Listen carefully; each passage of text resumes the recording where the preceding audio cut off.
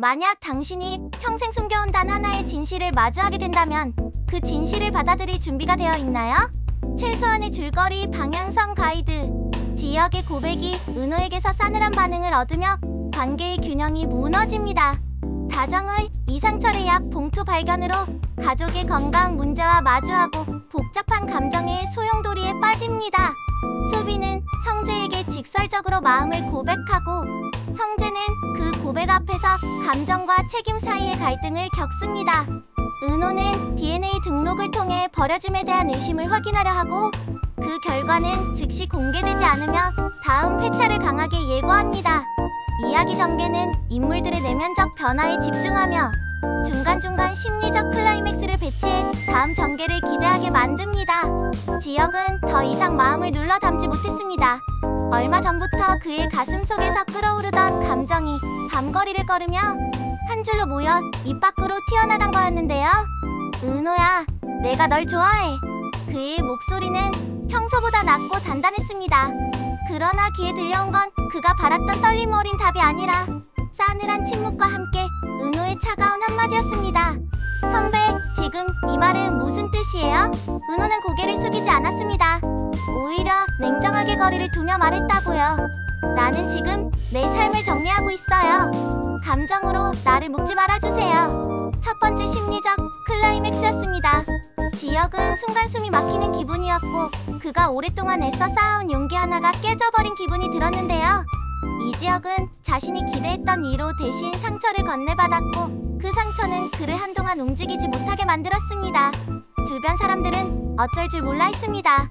성재는 한숨을 쉬었고 수비는 눈을 크게 뜨며 상황을 지켜봤고 이상철은 얼굴을 굳혔습니다. 집에서는 또 다른 폭풍이 일어났습니다. 김다정이 부엌 서랍에서 이상철의 약 봉투를 찾아낸 순간 세상은 정지한 것처럼 느껴졌는데요. 다정은 처음엔 단순한 약봉지인 줄 알았지만 봉투 속 처방명과 복용 지침을 읽는 순간 손이 떨렸습니다. 이상철, 이게 뭐야? 다정의 목소리는 작게 떨렸습니다. 이상철은 어쩔 줄 몰라 하며 한참을 말이 없었고 그 말 없음이 더 큰 공포를 만들었습니다. 다정은 머릿속이 하얘졌지만 동시에 분노도 일어났습니다. 왜 나한테 말하지 않았어? 우리가 함께해야 할 문제 아닙니까? 두 번째 심리적 클라이맥스가 여기서 터졌습니다. 이상철의 병명이 분명하게 외부로 드러나지는 않았지만 가족들은 이미 어느 정도의 위험 신호를 감지한 상황이었는데요. 이상철은 오랜 세월 집안을 지켜온 사람이었고 그의 약봉투는 간단한 고장이 아니라 장기간 관리가 필요한 상태를 암시하는 것처럼 보였습니다. 김다정은 분노와 부끄러움, 무력감이 뒤섞여 밤새 잠을 이루지 못했고 이지연은 형에게 무언의 눈빛으로 도움을 청했습니다. 지혁은 문득 자신이 세운 모든 계획과 약속의 우선순위를 다시 살피게 되었고 그 과정에서 가족에 대한 책임감이 더 무겁게 다가왔습니다.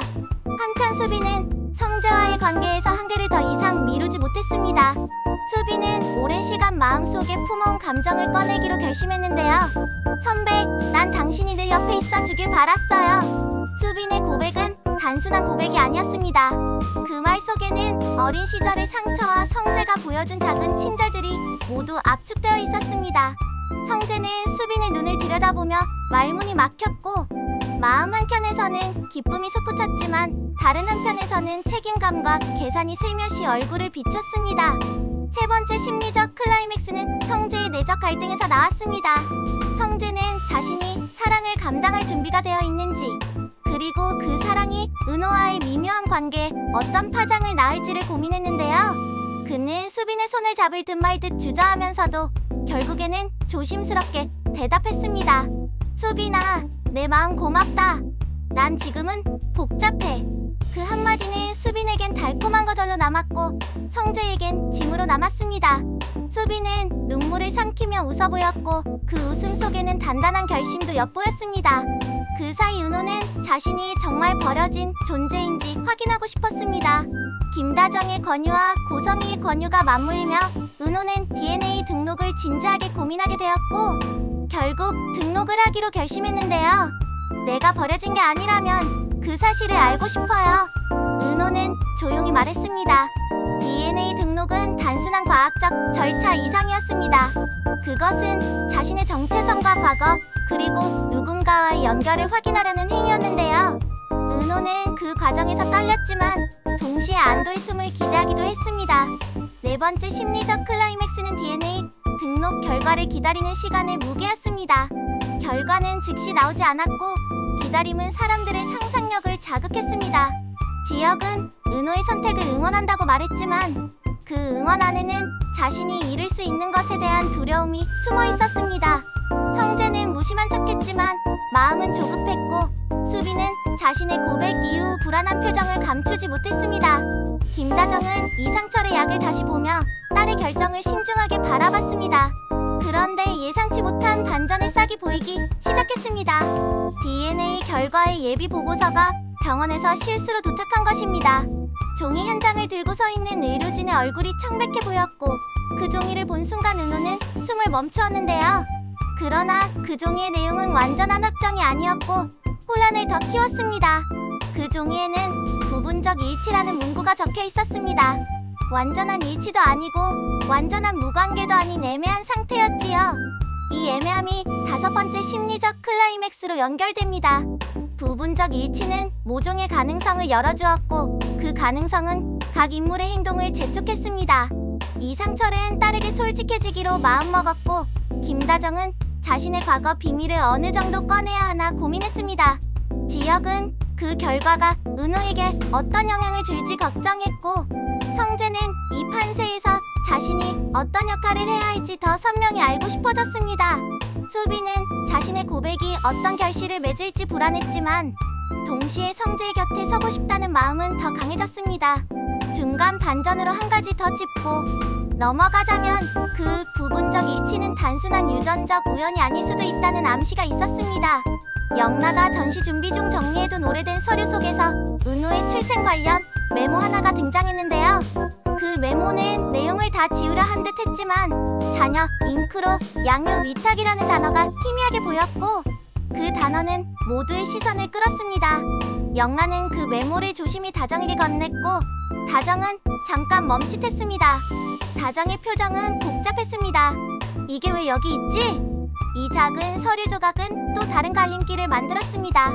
누군가는 진실을 완전히 밝히자고 했고 누군가는 진실이 드러나는 것이 더 큰 상처를 부를까 걱정했습니다.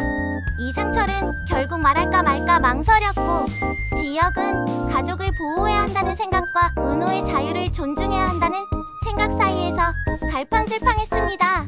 성재는 자신에게 다가온 수빈의 고백 앞에서 책임을 어떻게 질지 고민했고 수빈은 자신의 사랑이 애정인지 의무인지 자신에게 끊임없이 질문을 던졌습니다.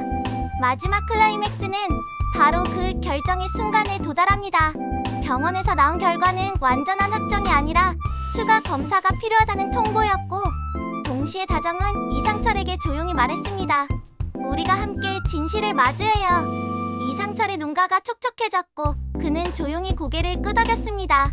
지혁은 은호의 손을 살짝 잡으며 내 선택을 믿는다라고 말했지만 그 말은 약속이기도 했고 경고이기도 했습니다. 성재는 수빈의 고백에 대한 답을 미루었지만 마음속에서는 이미 행동을 준비하고 있었습니다. 이야기는 여기서 끝나지 않습니다. DNA의 애매한 결과, 이상철의 병과 약봉투, 다정의 고뇌, 지역의 상처 입은 고백, 수빈의 용기 있는 고백 이 모든 것들이 서로 얽히며 다음 회차로 이어질 강한 파장을 예고하고 있습니다. 누군가는 진실을 택하고 누군가는 보호를 택할 것이며 누군가는 두 가지 사이에서 갈등을 계속할 것입니다. 이들의 선택이 누군가를 구원하고 누군가를 상처 줄지 그 해답은 다음 이야기에서 조금씩 드러나게 될 거예요. 진실을 알고 싶은가? 아니면 모른 채로 서로를 안아줄 것인가? 그 질문이 이 집안의 밤을 길게 만들고 있습니다.